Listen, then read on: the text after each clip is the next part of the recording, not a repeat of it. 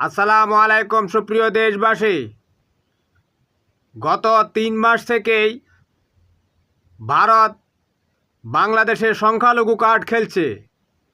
বাংলাদেশের সাম্প্রদায়িক সম্প্রীতি নষ্ট করে বাংলাদেশে সাম্প্রদায়িক সংঘাত সৃষ্টি করার জন্য ভারতীয় সরকার এবং ভারতীয় গোয়েন্দা বাহিনী গত ৩.৫ মাস থেকে তাদের অপচেষ্টা অব্যাহত রয়েছে। চট্টগ্রামে হিন্দু লীগ ইসকন লীগের হামলায় আমাদের মুসলিম আইনজীবী সাইফুল ইসলাম আলিফ নিহত হওয়ার পরও আমাদেরকে ধৈর্য দেখাতে হবে, কারণ আমরা হত্যাকারীদেরকে জারজ সন্তান মনে করি। আমরা মুসলমানরা মানুষ হত্যাকে ঘৃণা করি। মুসলমানরা মানুষ হত্যা করলে মুসলমানরা জাহান্নামে যাবে।